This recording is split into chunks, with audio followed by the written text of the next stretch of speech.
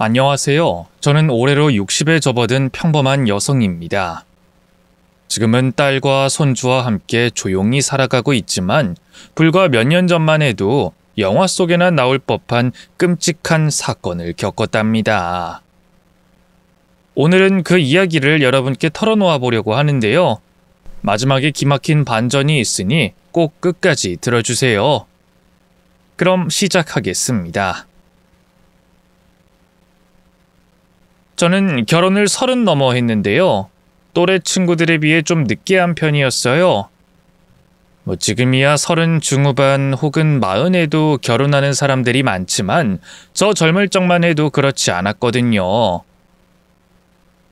여자들은 거진 20대 초중반에 다 시집을 갔죠.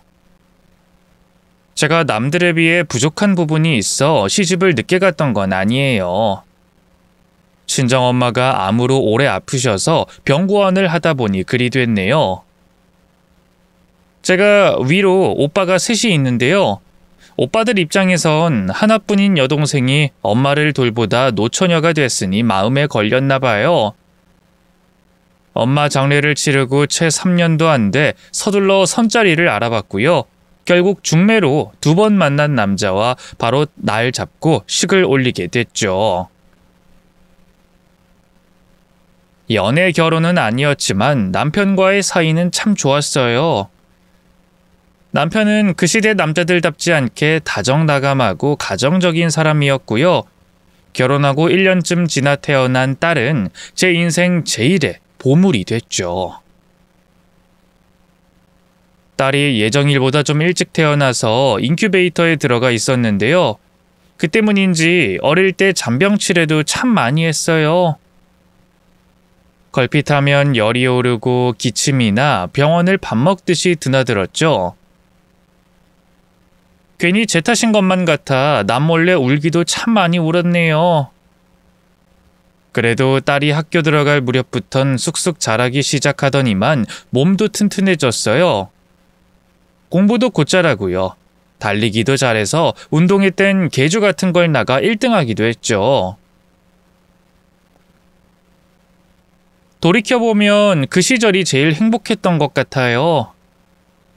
하루가 다르게 무럭무럭 자라는 딸아이를 지켜보며 큰 보람을 느꼈으니까요. 딸에게 친구 같은 엄마가 되어주고 싶었어요. 저는 어릴 때부터 엄마가 아파서 그러지 못했거든요. 늘 엄마가 힘들지 않게 착한 딸이 되어야 해. 내가 엄마를 지켜야 해.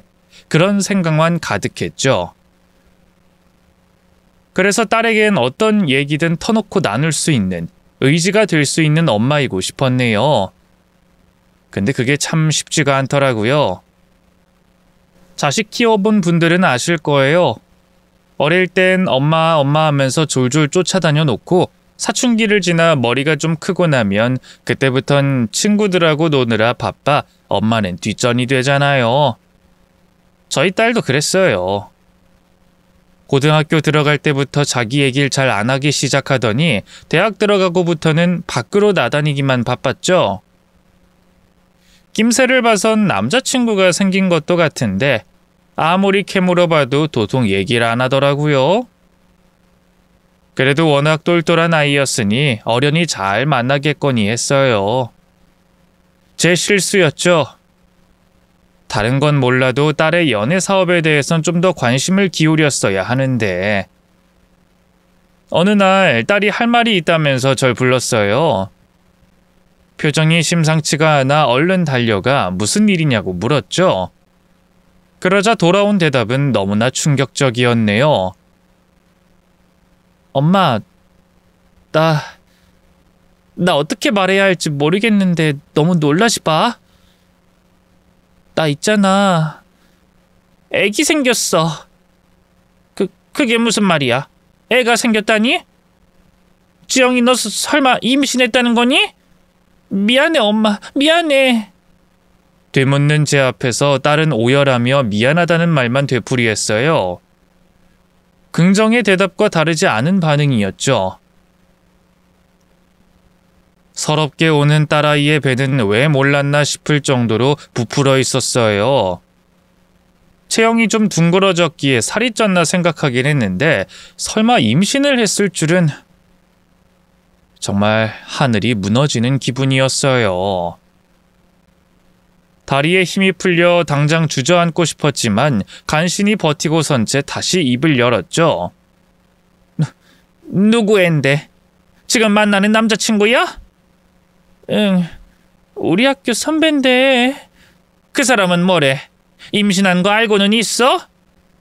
응, 남자친구한테 먼저 얘기했어. 근데 그 사람은 낳고 싶대. 엄마 아빠한테 주말에 인사하러 오고 싶다는데 괜찮을까? 뭐? 인사를 하러 오겠다고? 응, 어쨌든 얼굴은 봐야 하니까. 그럼 낳겠다는 거야? 너도 같은 입장이야? 응, 그래도 내 뱃속에 들어선 소중한 생명인데 지울 순 없잖아. 어차피 나 그 사람이랑 대학 졸업하면 바로 결혼할 생각이었어. 그냥 아기가 좀 빨리 찾아온 거라고 생각하려고. 딸의 철없는 소리에 참 깝깝해지더군요. 만나는 남자가 번듯한 사회인인 것도 아니고 같은 학생이면서 무슨 애를 낳겠다는 건지, 낳으면 또 무슨 돈으로 키우겠다는 건지 너무 대책 없어 보였죠. 딸의 미래를 위해선 지우는 게 맞다고 생각했어요. 하지만 딸은 너무나 완강했습니다. 뒤늦게 이 사실을 안 남편이 당장 지우라고 난리를 쳐도 자긴 꼭 낳을 거라면서 고집을 부리더라고요. 결국 남편과 저는 딸의 고집에 못 이겨 딸의 남자친구도 만나봤어요. 노랗게 물들인 머리에 자유분방한 옷차림이 딱 봐도 양아치 같더군요. 단정하고 성실해 보이는 사람이 와도 허락할까 말까 하는 마당에 행색부터 너무 마음에 들지 않았습니다. 남편의 마음도 크게 다르지 않았는지 딸의 남자친구를 보자마자 바로 손부터 날아가더군요. 저희 남편이 절대 폭력적이거나 그런 사람이 아니에요. 밖에서 아무리 이상한 사람을 만나도 목소리 한번 높이지 않아 천상 양반이란 소리 듣는 사람이었는걸요. 오죽 속상했으면 그랬겠어요. 어쨌든 딸의 남자친구는 저희 부부 앞에 넙죽 엎드려 잘못을 빌었어요. 죄송합니다. 제가 좀 더 조심했어야 하는데. 하지만 아버님, 어머님, 저 정말로 지영이 사랑합니다. 뱃속에 저희 아이도 꼭 낳아서 예쁘게 키우고 싶어요. 지영이도 아이도 제가 다 책임질 테니 제발 허락해 주십시오. 간신히 흥분을 가라앉힌 남편이 그 앞에 앉아 입을 열었어요. 아직 학교 졸업도 못한 놈이 무슨 재주로 내 딸을 책임진다는 거야? 저희 부모님도 지영이 임신한 거 알고 계시거든요. 일단 낳으면 제가 학교 졸업하고 직장 구할 때까진 책임져 주시기로 했습니다. 집도 따로 구해주신다고 했고요. 그 집 부모들도 어떻게든 아들이 저지른 잘못을 수습하기 위해 애쓰는 것 같더라고요. 그래도 저와 남편은 영 내키지 않았어요. 혼전 임신은 아무래도 여자 쪽이 더 잃는 게 많았으니까요. 하지만 당사자인 딸의 입장이 너무 강경해서 더는 어쩔 수가 없더군요. 자식 이기는 부모 없다잖아요. 결국 배가 더 불러오기 전에 부랴부랴 딸을 결혼시키는 수밖에 없었죠. 어렵게 들어간 대학인데 딸은 결국 출산과 동시에 학교를 그만뒀어요. 그리고 사돈댁이 구해준 신혼집에 들어앉아 전업주부로서 새 삶을 시작했죠. 태어난 손주는 아들이었는데요. 친탁을 해서 그런가 너무 까탈스럽고 손을 많이 탔어요. 저나 다른 사람이 안고 달래면 도통 그치질 않아서요. 딸이 거의 24시간 옆에 붙어 있어야 했죠. 덕분에 잠도 제대로 못 자고 밥도 잘 못 먹어 하루가 다르게 말라가는 딸을 보고 있자니 속이 탔어요. 딸의 인생 전부가 육아에 매몰돼 버렸다고나 할까요? 부모로서 솔직히 많이 속상하더라고요. 원래 저희 딸 꿈이 웹 디자이너였거든요. 제가 쭉 주부로 지냈기 때문에 딸만큼은 멋진 사회인이 되어주길 바랬는데 그동안 힘들게 키워서 대학 보내고 한 게 다 부질없는 일이 되어버린 셈이었죠.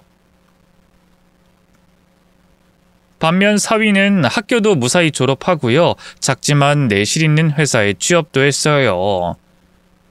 물론 이제 저희 집 사위가 된 만큼 경사긴 했지만 한편으로는 저희 딸만 아이 때문에 발목 잡힌 것 같아서 마음이 안 좋았네요. 그래도 딸에게 그런 내색을 하진 않았어요. 딸이 행복하게 살길 바랬으니까요. 그런데 첫 단추부터 잘못 꿰기 때문일까요? 딸의 결혼 생활은 그리 순탄하지 못했어요. 가장 큰 원인은 사위의 불성실함이었죠. 사위는 취업한 지 1년도 안 돼 회사를 그만뒀어요. 뭐 자기가 생각했던 일하고 많이 다르다나 뭐라나, 솔직히 말은 안 했지만 사위 대학 간판이나 능력치고는 좋은 회사에 들어간 거라고 생각했거든요. 그런데 회사가 유명 대기업이 아니라고 마음에 안 들었나 봐요. 더 규모 있는 곳으로 이직을 하겠다더군요. 사실 제가 옛날부터 그릇이 크단 말을 많이 들었거든요. 영어도 좀 할 줄 알고요. 근데 당장 지영이랑 준혁이 때문에 돈 벌어야 한다는 생각에 급급해서 아무 회사나 들어간 것 같아요. 일하다 보니 역시 이건 아니다 싶어서 조금만 준비해서 더 대우 좋은 회사로 이직할게요. 그 편이 지영이나 준혁이를 위해서도 좋을 것 같아요. 그치만 요즘 워낙 불경기라 취업 시장도 얼어붙었다던데. 걱정 마세요. 제가 뭐 준비도 없이 직장을 그만뒀을까봐요. 취업 시장이 아무리 안 좋아도 날고 기는 놈들은 잘만 이직해요. 그래놓고 불경기고 어쩌고 그러는 건 취업 못한 패배자들의 변명일 뿐이죠. 사위는 자신감이 넘쳤어요. 워낙 결심이 단단해 보여서 한번 믿어보기로 했죠. 하지만 웬걸 2년이 넘도록 사위는 취직에 계속 실패만 했어요. 대기업에 계속 지원은 하는 것 같은데 번번이 2차도 못 가고 탈락이었죠. 가진 재주에 비해 눈이 너무 높았던 거죠.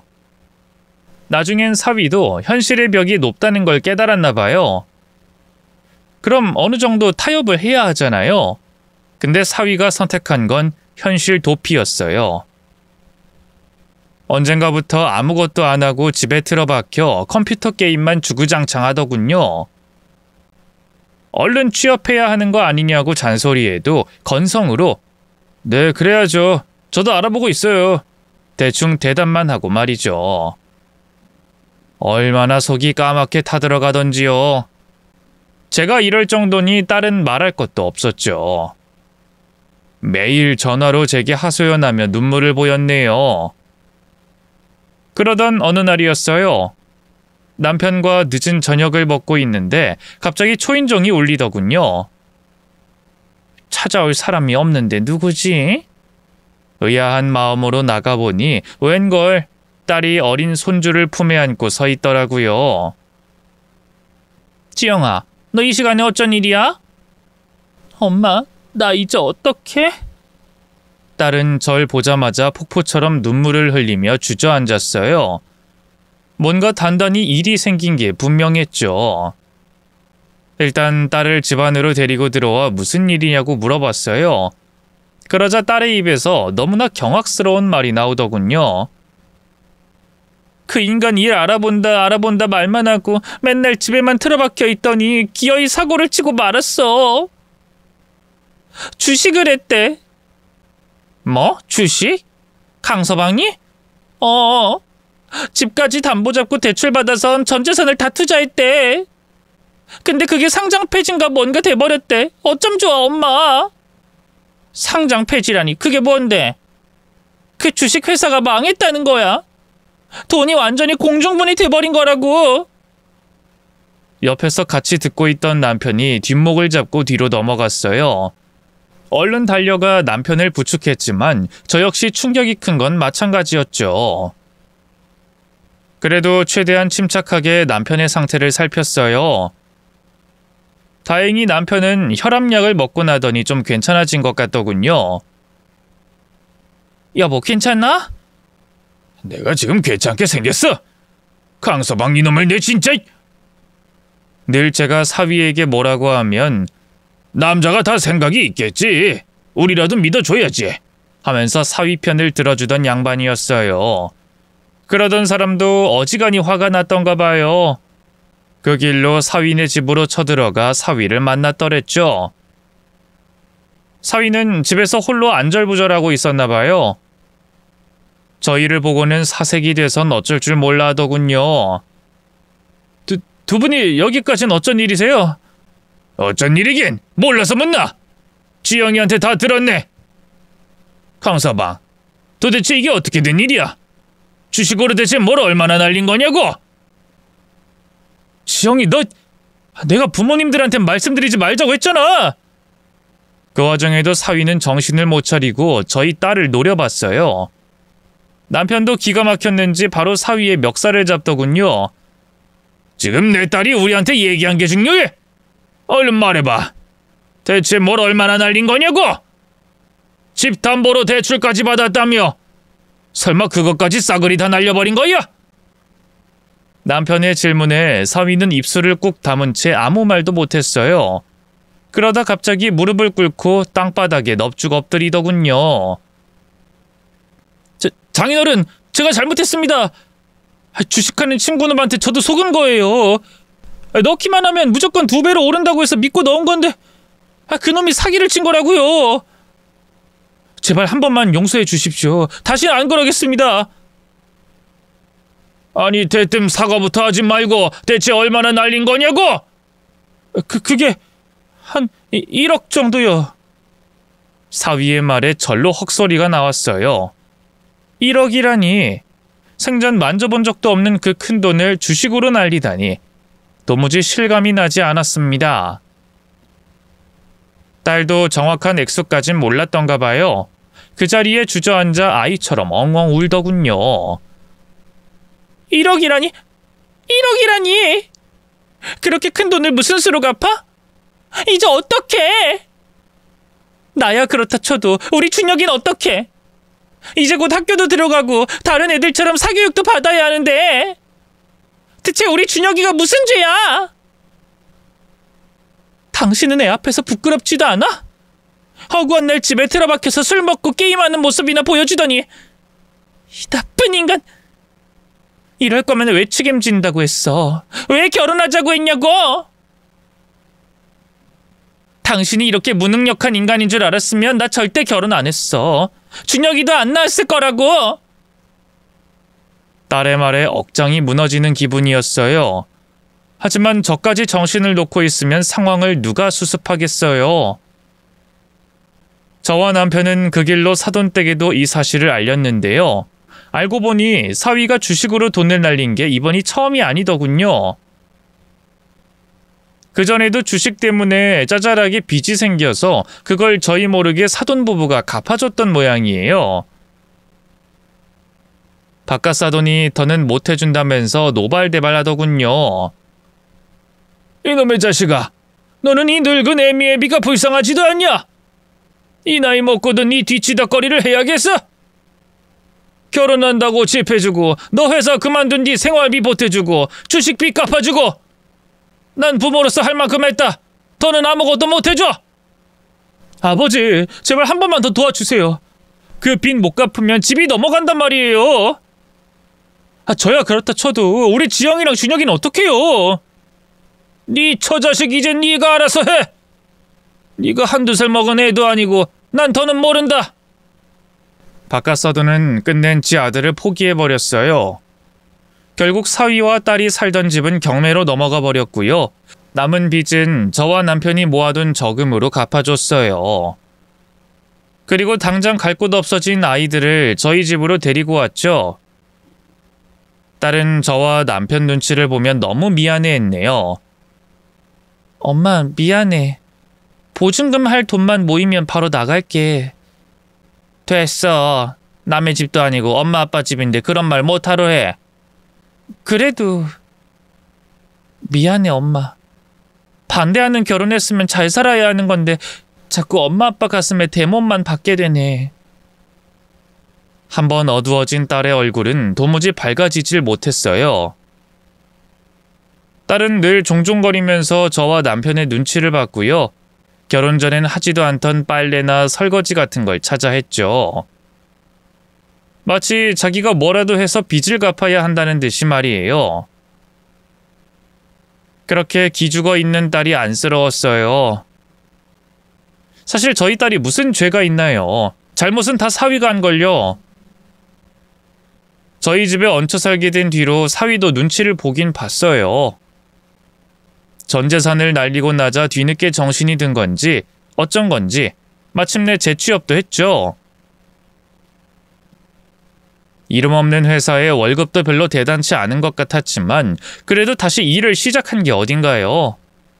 또 금방 그만두는 게 아닌가 조마조마했는데 다행히 석 달이 넘도록 군말 없이 잘 다니더군요. 하지만 그렇다고 해서 모든 문제가 해결된 건 아니었어요. 딸과 사위의 관계가 영 심상치 않아 보였거든요. 딸은 사위만 보면 찬바람이 쌩쌩 불었고요. 사위 역시 처음엔 어떻게든 딸의 마음을 풀어주려다 나중엔 지쳤는지 자기도 본체만치 하더군요. 이 부모 마음이라는 게 그렇잖아요. 애까지 있는데 둘이 화해하고 잘 살았으면 하는 마음이었죠. 그래서 딸에게도 은근슬쩍 얘기했어요. 그래도 강서방이 이제 마음 잡은 것 같은데 지영이 네가 조금만 곱게 봐줘. 본인도 그동안 오죽 힘들었겠어? 엄마는 몰라. 내가 그 사람 때문에 얼마나 힘들었는지. 직장 그만두고 집에서 놀 때도 집안일은커녕 준혁이 기저귀 한 번 안 갈아준 사람이야.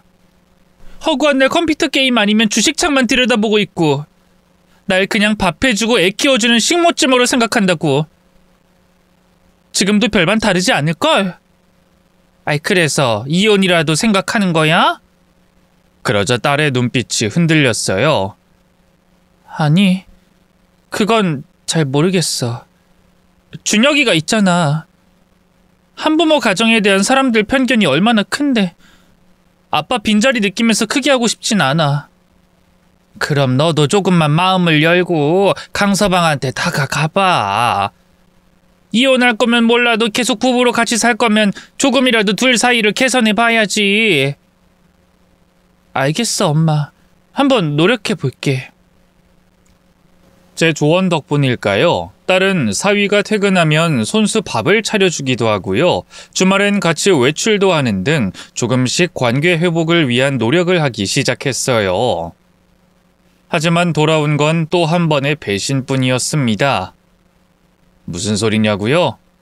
글쎄 사위가 저희 모르게 또다시 주식에 손을 댔지 뭐예요. 제약주인지 뭔지 아는 주식에 월급을 가불까지 받아선 전 재산을 넣었다고 하더군요. 처음엔 소액만 넣었는데요. 주식이 3배 가까이 오르는 걸 보고선 눈이 뒤집힌 것 같더라고요. 이 주식 투자라는 게 원래 얻기보단 잃는 경우가 더 많잖아요. 게다가 사위는 이번에도 제대로 된 공부 없이 무작정 투자한 거였거든요. 결과적으로 이번에도 모든 돈을 다 잃고 말았고요. 설상가상 회사에서도 몰래 주식창만 들여다보고 있다가 걸려 결국 잘리고 말았네요. 정말 기가 막히더군요. 제가 배 아파 낳은 자식이었으면 진작에 수백 번을 더 때렸을 텐데 그래도 사위라고 차마 때리지도 못하고 한숨만 나왔죠. 죄송합니다, 장모님, 장인어른. 저도 어떻게든 잘해보려고 했던 건데 제 인생은 정말 왜 이러나 모르겠어요. 왜 이렇게 운이 없는지. 자기 잘못은 생각도 안 하고 운탓만 하고 있는 사위를 보고 있자니 한마디 안 하고는 못 베기겠더군요. 어쩜 인생을 그렇게 요행만 바라며 살아? 사람이 잘 살고 싶으면 노력을 해야지. 그깟 주식으로 한 번에 대박을 내려고 하니 잘 될 턱이 있겠어? 운도 노력하는 사람에게 찾아오는 법이네. 그쵸, 다 제 잘못이죠. 입이 10개라도 할 말이 없습니다. 그 뒤로 사위는 쥐죽은 듯이 지냈어요. 방에 틀어박혀 도무지 나오질 않았고요. 하루 종일 컴퓨터 게임만 하고 살았죠. 그런 사위를 보고 있자니 저도 답답한데 제 딸은 오죽했겠어요. 언젠가부터 딸과 사위는 점점 더 자주 다투기 시작했습니다. 어느 날인가는 제가 집에 있다는 걸 뻔히 알면서도 거실에서 둘 다 언성을 높여 싸우더군요. 당신은 도대체 언제 철들 거야? 집안 살림도 준혁이도 다 나한테 떠넘겼으면 돈이라도 제대로 벌어와야지. 대체 이게 뭐야? 아, 그놈의 돈! 넌 내가 돈 벌어오는 기계로만 보이지? 내가 얼마나 힘들고 괴로운진 신경도 안 쓰이지? 당신만 힘들어? 내가 더 힘들어. 당신 때문에 미치겠다고! 어쩌다 당신 같은 남자랑 결혼했는지 우리 엄마 아빠 눈도 못 쳐다보겠어. 너무 창피해서. 이렇게 살다간 우리 모두 망가져버릴 거야. 딸은 그동안의 힘듦이 폭발한 것 같았어요. 제대로 말도 못 잇고 꺼이꺼이 울면서 오열하더군요. 그러나 사위는 달래주긴커녕 핸드폰만 들여다보면서 짜증을 냈습니다. 아, 그만 좀 울어. 귀 아파 죽겠네. 나한테도 시간을 좀 줘. 다시 취직도 할 거고 돈도 벌어올 테니까 그만 좀 닥달하라고. 사위의 그런 태도에 얼마나 화가 났는지 몰라요. 그날 저녁 퇴근한 남편에게도 이 사실을 전했어요. 그러자 남편은 화를 참지 못하고 사위를 바로 부르더군요. 자네, 도대체 언제까지 여기 얹혀 살 건가? 회사도 얼른 다시 알아봐야지. 결혼 전에 분명히 약속하지 않았나? 내 딸 책임지겠다고. 이게 자네가 말하는 책임이야? 죄송합니다, 장인어른. 저도 나름 노력하고 있는데요. 대체 무슨 노력을 하고 있는데? 하루 종일 집에서 컴퓨터 들여다보는 것 말고 대체 자네가 하는 게 뭔가? 제 나름대로 계획이 있으니까 좀 기다려주세요. 도대체 무슨 계획을 세우고 있는 건데? 또 주식하다 회사에서 잘린 뒤로 지금까지 변변한 직장 하나 못 잡고 집안일도 제대로 못 돕고 있으면서 남자라면 말만 할 게 아니라 행동으로 보여줘야지. 당장 취업 안 할 거면 내일부터 내 일이라도 좀 돕게나. 당시 남편이 용접 일을 하고 있었거든요. 지금이야 자격증부터 따서 시작하는 사람이 많지만 그때만 해도 일단 회사 들어가서 1대1로 기술을 배우는 경우가 많았어요. 남편도 그런 식으로 사위를 가르쳐 보려고 한 거였죠. 그래도 같은 남자가 하는 말은 좀 먹힌 걸까요? 사위는 못마땅한 표정을 짓긴 했지만 이내 고개를 끄덕였고요. 정말로 다음 날부터 남편을 따라다니며 용접 기술을 배우기 시작했죠. 남편이 집에서고 회사에서고 밀착 감시를 한 덕분일까요? 그 뒤로 사위는 성실하게 기술도 익히고요. 주식에는 손도 대지 않았어요. 함께 많은 시간을 보내서인지 남편과의 사이도 전보단 가까워진 것 같았죠. 원래 남편 취미가 낚시라서 주말엔 곧잘 혼자 바다나 저수지로 훌쩍 떠나곤 했는데요. 언젠가부터 사위도 함께 낚시를 다니기 시작하더라고요. 둘이서 특별한 걸 하는 건 아닌데요. 고기가 미끼를 물길 기다리면서 이런저런 대화를 많이 나누는 것 같더군요. 그래도 남편 덕분에 사위가 마음을 조금씩 잡아가는 것 같아 얼마나 다행이던지요. 내친 김에 사위와 딸의 관계도 조금씩 회복되길 바랬어요. 그래서 어느 주말엔가 딸에게 그랬죠. 지영아, 준혁이는 엄마가 봐줄 테니까 너도 아빠랑 강서방 따라서 다녀와. 가서 만난 회도 먹고 바람도 좀 쐬고 하면 좋잖아. 에이, 난 낚시할 줄도 모르는데? 됐어, 그냥 집에 있을게. 아이, 그러지 말고 다녀오래도. 요즘 너무 집에만 있었잖아. 기분 전환도 할 겸. 응?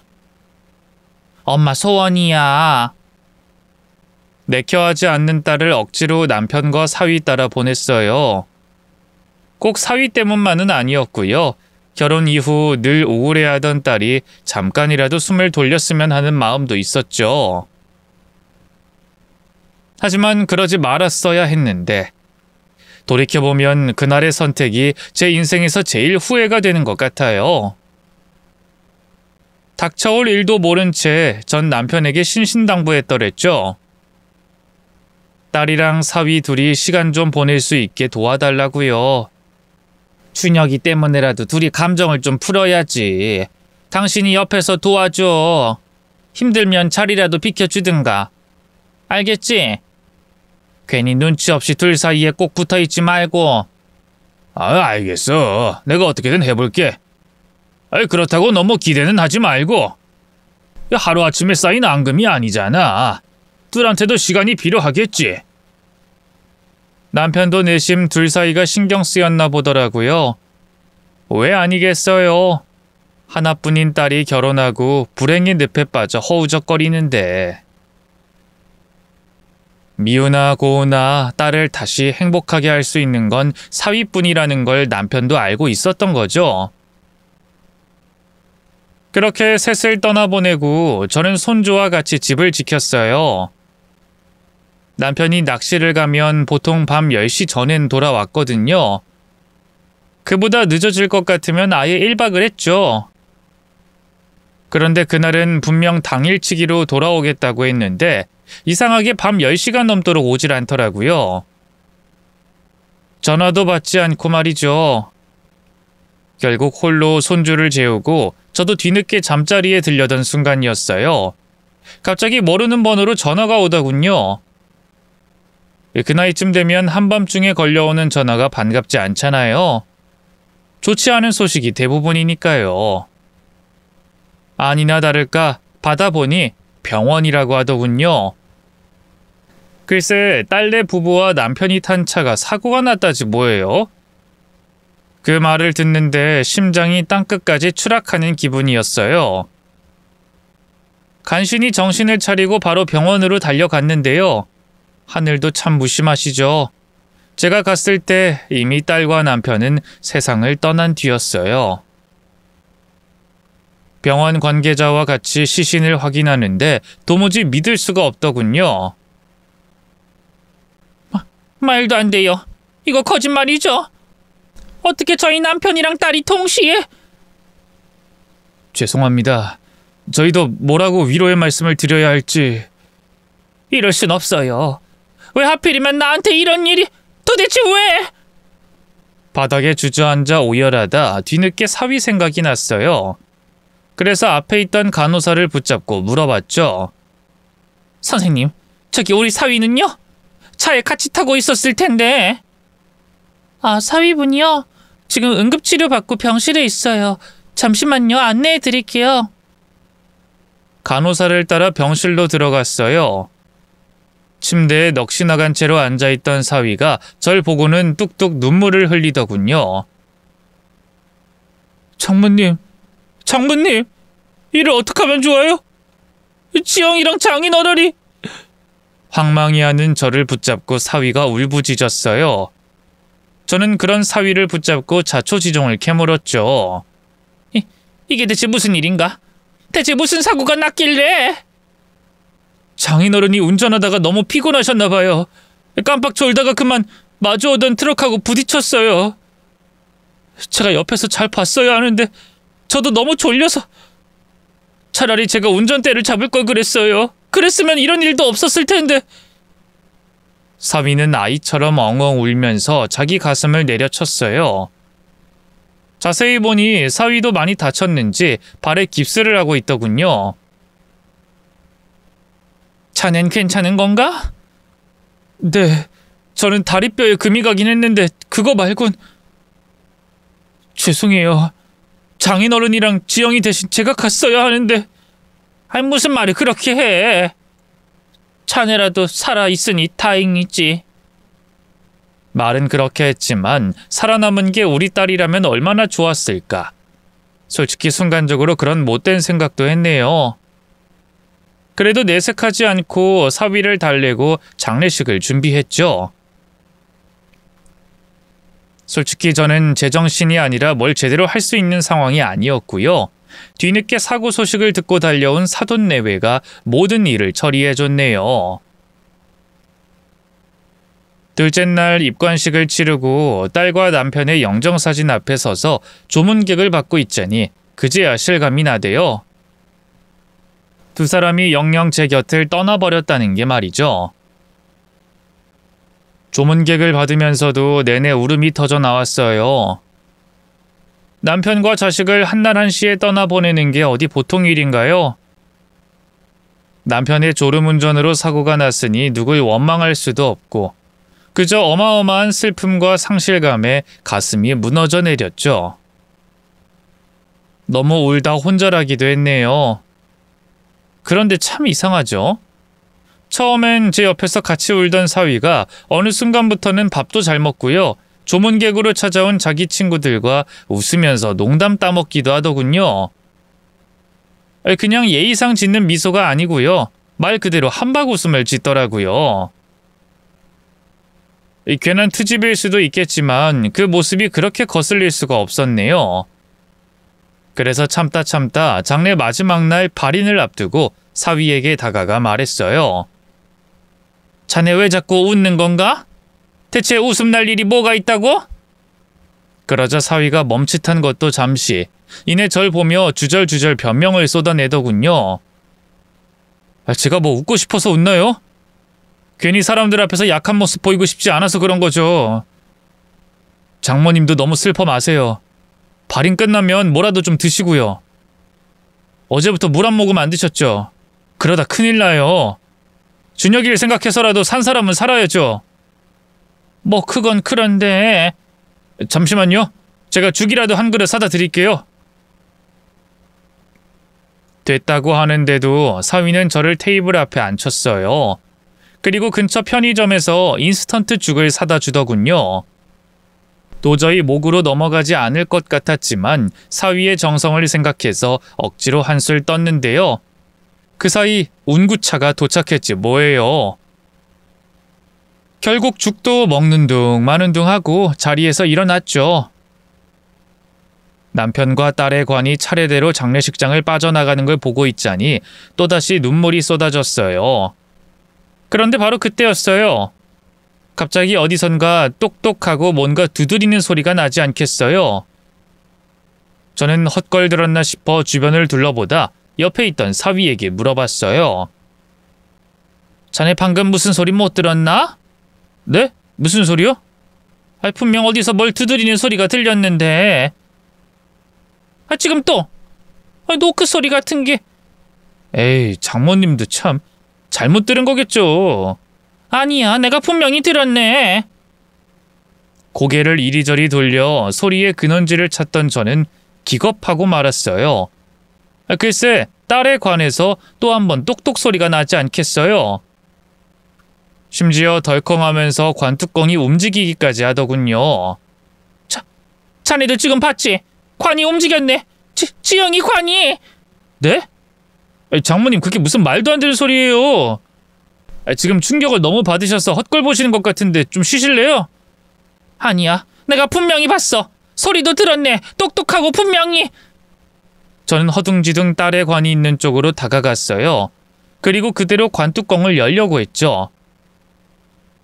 저만 들은 게 아닌지 다른 사람들도 기겁하면서 저를 쳐다보더군요. 그러자 사위가 달려와 절 막아섰어요. 장모님, 지금 뭐 하시는 거예요? 충격이 크신 건 알겠는데 아무리 그래도 이건 아니죠. 고인에 대한 예의란 게 있는데.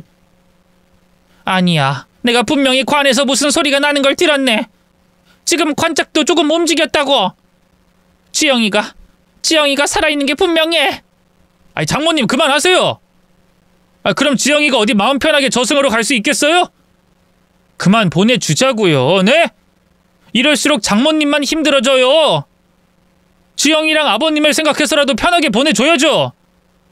보내주긴 뭘 보내줘? 만약 살아있으면 어쩌려고. 저리 비켜보게. 딱 한 번만 확인해 볼 테니. 어디서 그런 힘이 났는지 모르겠어요. 이 사람이 극한에 몰리면 초인적인 힘이 발휘된다고 하잖아요. 저도 그런 경우가 아니었을까 싶어요. 저는 저를 막아서는 사위를 밀치고 다시 관으로 달려갔어요. 그리고 그대로 관뚜껑을 열고 안을 들여다본 순간 저는 충격에 온몸이 굳어버리고 말았습니다. 글쎄, 제 딸이 두 눈을 부릅뜬 채 절 보고 있는 게 아니겠어요? 관 주변을 둘러싸고 있던 사람들도 그 모습을 보곤 놀라서 비명을 지르기 시작했어요. 아유, 세상에 이게 뭐야? 아이, 살아있잖아. 내가 잘못 본 거 아니지? 잠시만요. 잠시만 비켜주세요. 저는 그런 사람들을 물리치고 딸을 관 밖으로 끌어냈어요. 그리고 그대로 딸의 얼굴을 어루만졌죠. 입관할 때만 해도 싸늘하던 몸이 따뜻하더군요. 지영아, 지영아, 지영아, 너 괜찮니? 엄마야, 알아보겠어? 엄마, 우리 엄마 맞지? 엄마, 나 너무 무서웠어. 딸은 절 보자마자 왈칵 눈물을 쏟아냈어요. 저는 그런 딸을 부둥켜 안고 오열했죠. 난 네가 꼼짝없이 죽은 줄로만 알고 이게 대체 어떻게 된 거야? 어? 엄마, 나 진짜 죽을 뻔했어. 그 인간이라니. 그게 대체 누구야? 바로 그때였어요. 제 어깨 너머로 누군가를 발견한 딸의 눈빛이 야차처럼 돌변했어요. 딸은 그대로 벌떡 일어나 그 누군가를 향해 달려들었죠. 이 살인자! 우리 아빠한테 대체 뭘 먹였던 거야? 네가 운전하는 우리 아빠 재우고 일부러 사고 낸 거 맞지? 그치? 딸이 달려든 사람은 놀랍게도 사위였어요. 딸에게 멱살을 잡힌 사위는 거의 혼비백산해서 어쩔 줄 몰라 하더군요. 당신 대체 어떻게... 분명 죽었는데... 근데 어떻게 살아난 거야? 어? 죽은 게 아니었던 거야? 그걸 내가 어떻게 알아? 그리고 지금 그게 중요해? 너 내가 정신 잃기 전에 다 봤어. 우리 아빠한테 준 커피, 거기에 뭔가 탔던 거지, 그치? 그걸 먹은 뒤로 아빠가 정신을 잃었어. 평소 절대로 졸음운전은 하지 않던 분인데. 그게 무슨 말도 안 되는 소리야. 여보, 죽었다 살아나서 충격이 큰 건 알겠는데 그래도 없던 일을 이렇게 소설 쓰는 건 아니지. 일단 의사부터 만나보자고. 어? 사위는 그대로 딸을 끌고 장례식장 밖으로 나가려고 했어요. 하지만 딸이 그런 사위의 손을 거세게 뿌리치며 고함을 질렀죠. 어디서 말도 안 되는 헛수작을 부려? 사고 나고 내가 정신을 잃는 순간 분명히 들었어. 네가 유산이랑 보험금 어쩌고 하는 거. 너 설마 돈 노리고 그런 거야? 어? 정말로 고작 돈 때문에 우리 아빠랑 날 죽이려고 했던 거냐고? 여보, 대체 아까부터 무슨 소리를... 우리 아빠는 어딨어, 이 자식아? 사위의 멱살을 잡고 난리치던 딸은 뒤늦게 저희 남편 생각이 났던가 봐요. 화들짝 놀라며 주변을 둘러보다 이내 남편의 관을 발견하고 달려가더군요. 그리고 그대로 관짝을 열고 남편의 시신을 꺼냈죠. 아빠, 일어나봐. 아빠도 눈 뜨고 뭐라고 말 좀 해봐. 아빠, 설마 죽은 건 아니지? 그치? 하지만 딸이 아무리 흔들어도 남편은 도통 눈을 뜰 생각을 안 했어요. 딸과 달리 남편은 정말로 이승을 떠나 고인이 된 거였죠. 그걸 깨달은 주변 사람들이 조심스럽게 딸을 말렸고요. 남편의 시신은 결국 다시 관 속으로 들어갔습니다. 딸은 그 위에서 오열하기 시작했고요. 그 사이 사위는 장례식장 밖으로 도망치려고 하더군요.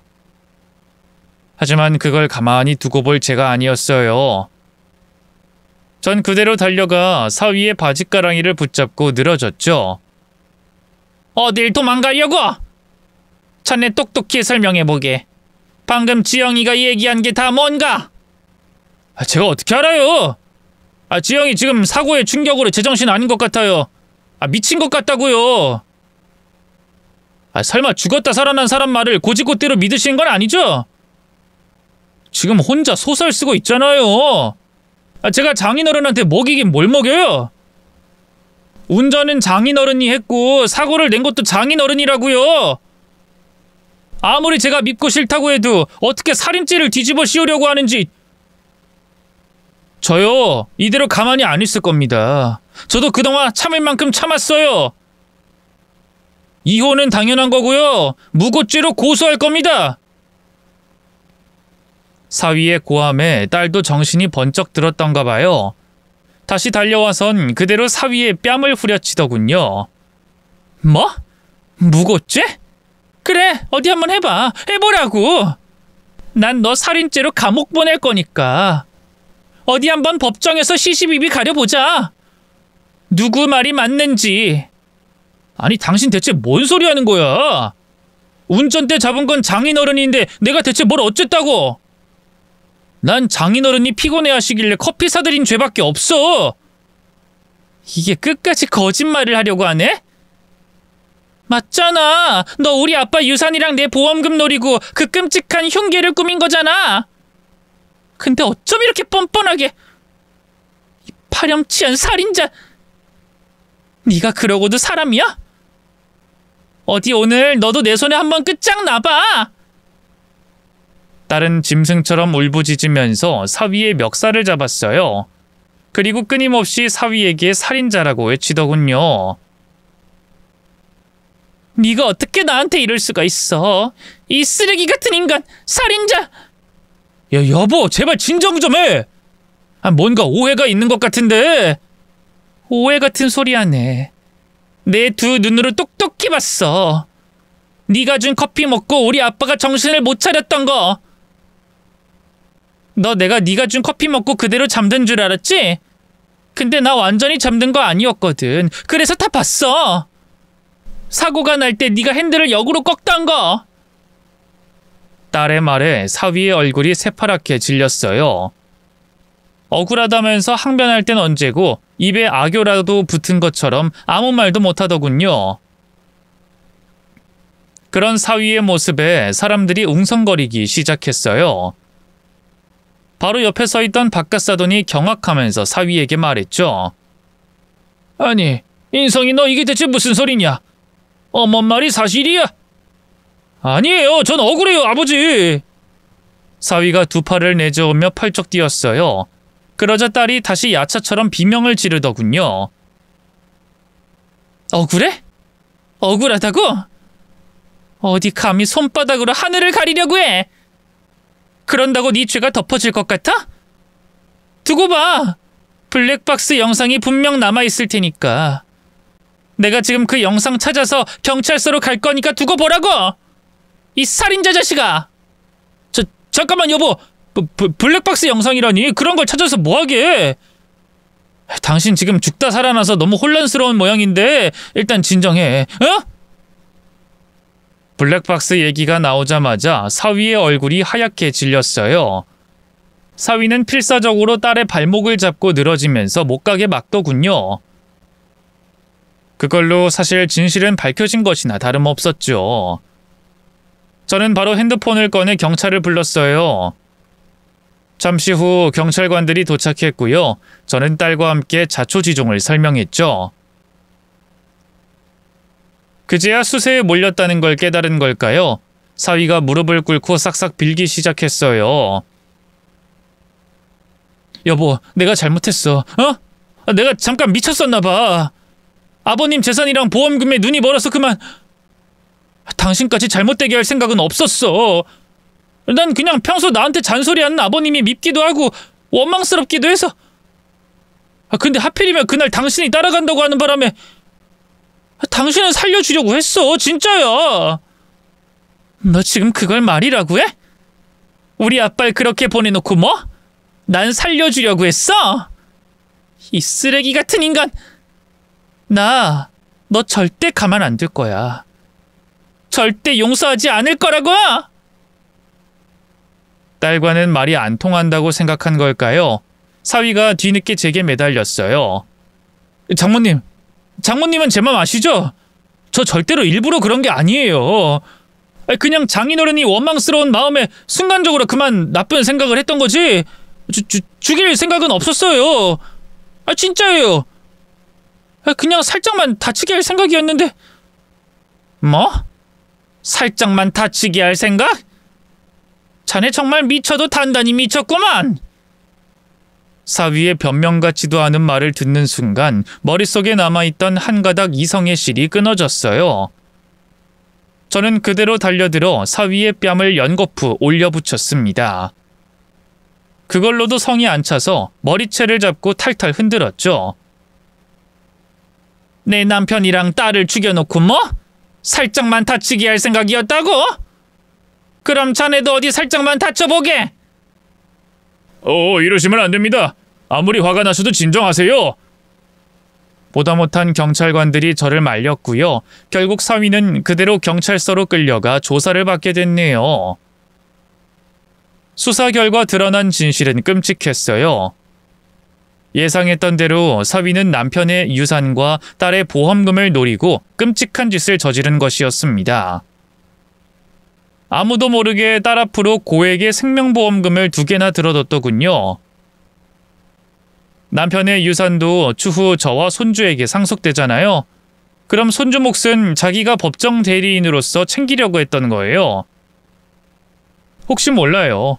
어쩌면 저도 해한 다음에 남은 유산까지 꿀꺽할 작정이었는지도요. 지리한 재판 끝에 사위는 살인죄와 보험 사기죄로 무기징역을 선고받고 감옥에 들어갔어요. 초범이지만 그 죄질이 워낙 악랄해서 가중처벌을 받은 거였죠. 본인은 너무 억울하다고 항소를 했는데요. 사람이 어쩜 그렇게 마지막까지 뻔뻔한지. 그래도 재판장님이 저희 편을 들어줘서요. 결국 사위는 아직까지도 감옥에서 썩고 있네요. 사돈댁은 그래도 하나뿐인 아들이라고 어떻게든 회생할 기회를 주고 싶었나 봐요. 저와 딸을 찾아와 제발 한 번만 살려달라고, 처벌 불원서인지 뭔지를 써달라고 애원했더랬죠. 하지만 다른 것도 아니고 제 남편이 목숨을 잃었어요. 딸도 하마터면 목숨을 잃을 뻔했고요. 그런데 어떻게 사위를, 아니 그 짐승 같은 인간을 용서할 수가 있겠어요. 사돈댁에겐 미안하지만 끝내 거절했고요. 다신 그 집안과 상종도 하기 싫어 아예 연락처를 바꾸고 이사도 가버렸죠. 이제 저는 딸 그리고 손주와 함께 조용히 살아가고 있습니다.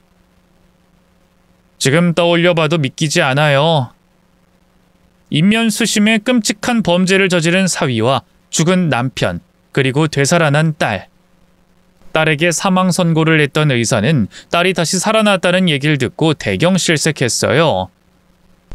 분명히 죽었는데 제가 몇 번을 확인했습니다. 틀림없어요. 근데 어떻게 이렇게 멀쩡하게... 의사 입장에선 도무지 믿을 수가 없었나 봐요. 어떤 이상이 있을지 모른다면서 따로 정밀 검사까지 받아봤죠. 하지만 검사 결과 딸은 멀쩡했어요. 이건 제 생각이지만요. 아마 남편이 저희 딸을 살린 게 아닐까 싶어요. 워낙 자기 딸을 끔찍이 생각하던 양반이었으니까요.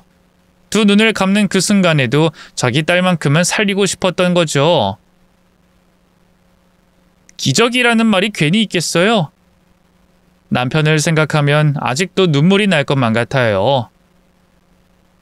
실제로 몇 년 전까지만 해도 죽은 남편을 생각하면서 악몽을 꾸는 일이 많았는데요.